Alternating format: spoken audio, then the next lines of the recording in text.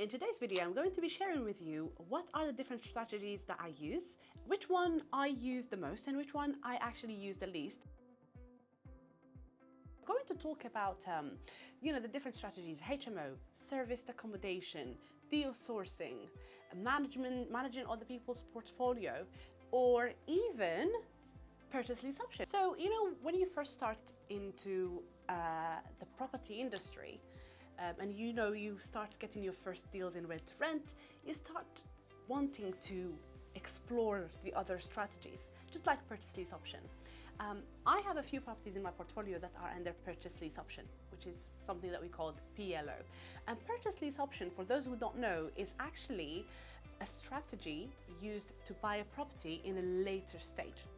If you don't have the money right now, you can agree on a price with the landlord or the person who's selling the property. You can agree on the price right now, but you're not going to pay that person now. You're paying them in an agreed time frame. So it could be 5 years, 7 years, 9 years. It's a choice. Okay, so you're going to have a contract in place. Of course, there will be solicitors involved, and you are going to be exchanging in a few years. So you have the option, but not the obligation to buy that property. You're still going to be acting as a renter, so you're still giving the landlord some money. You're still paying them every month. However, it's not going to be a lot of money. It's going to be just a significant amount of money that the landlord is going to be living on. So one of the strategies that I actually really love is purchase lease options, or also known as PLO.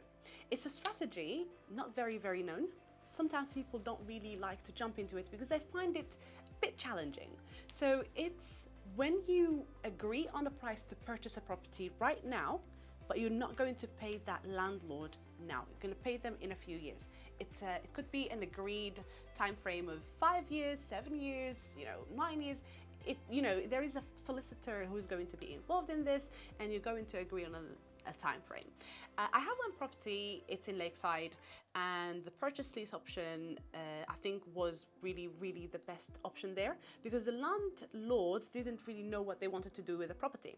They were leaving the country and they were left with, like, shall I rent the property out? Shall I sell it and just get rid of the asset? And I don't want to really have to deal with a lot. I'm going to be outside the country, so even if I involved a management company, are they going to be doing a good job? So there was so many questions in the landlord's head, and I was like, you know what, why don't you sell it, but not right now, in the future? Let's agree on a price right now, okay, and I'll give you that in the future, because at that time I didn't have the money. So we agreed on the price. We had solicitors involved to draw the contract. I am still paying the landlord a fixed amount. It's not going to be a lot. It's just a significant amount of money at the moment, just so that person can live off something. And in the future, in the next 5, 7, 9 years, or whatever, the contract, my contract is for 7 years, but whatever contract you decide to go for, you pay them that full amount. However, you now have the option, not the obligation, to buy that property. The landlord, on the other hand, they cannot pull out. So that's the good thing about this. But the good thing about this strategy is that the landlord is also benefiting from an agreed amount of money. So 1000% they're going to get that, and they know they're going to get it in the future. Because of the property, the increased price of the property in the UK, we're looking at, a significant amount of increase every 5 to 10 years. Do you think in a few years you're going to change your mind? I don't think so, because the price of the property will definitely increase. We already have it below market value at that time, so you will end up buying that property at that time. The most strategy I use is HMO. And I love HMO. I don't know why. I'm just in love with everything. 80%, in fact, of my portfolio is HMO. So I have about, I would say, over 50 properties in HMO. I love dealing with the tenancies. I love dealing with, you know, running of the HMO, having the place HMO licensed, making sure that it's all running smoothly, making sure that the numbers are correct. So sometimes you have a 5-bed, for instance, for example, and that 5-bed, you have two living rooms, okay, 2 reception areas. You end up changing one and turn it into a room. Of course, it has to be allowed by the council.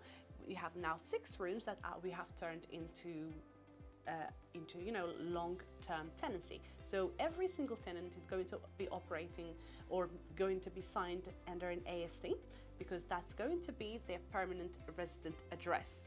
An AST stands for an assured short hold tenancy.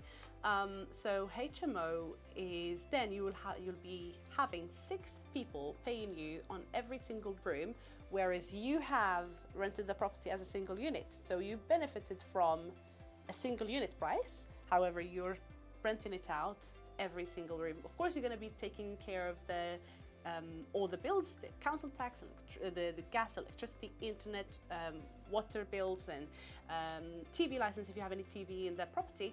But again, the profit is really, really, really incisive. Right, now let's talk about the most profiting property strategy. I would say it's mostly serviced accommodation. The reason being is because you're charging your guests. Serviced accommodation, for instance, is when you still take the property as a single unit from a landlord, but instead of renting it to for a long-term basis to single adults or professionals or students, you're having guests instead. So you're actually operating more like an Airbnb or on booking.com. I'm sure everyone is familiar with Airbnb and booking.com. So yeah, you're actually having guests just like a hotel. Okay, so people nowadays, they love to travel, but they would love to stay in a home that's acting just like a home away from their home. So instead of staying in a hotel where they're gonna still have to pay for their meals and they still have to pay to get their clothes washed, and if they are a good number of people, especially if it's a family of 5 or 6, and they will have to find themselves in different rooms. They would rather go to a serviced accommodation where they can all benefit from being together and having a 2-bedroom or 3-bedroom or 5-bedroom flat or house, and still taking advantage of being all together, rather having parties or enjoying a meal or having friends over. So I think this strategy is the most profitable strategy because you're actually charging on a nightly rate. Yeah. For instance, if a property is £2,000, let's say a 2-bedroom flat, nice area, close to all the touristic attractions, and is for £2,000, and you're charging a family of 6 £200 a night. That's very good price comparing to hotels. £200 a night. In 10 days, you're covering for the rent. So imagine you only have it booked for 10 days, you're already covering for the rent.